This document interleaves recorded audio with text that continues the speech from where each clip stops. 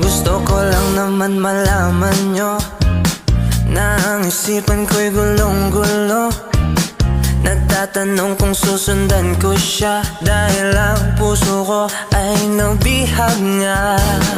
Alam mo bang minamahal ko siya, at tunay ang aking nadarama.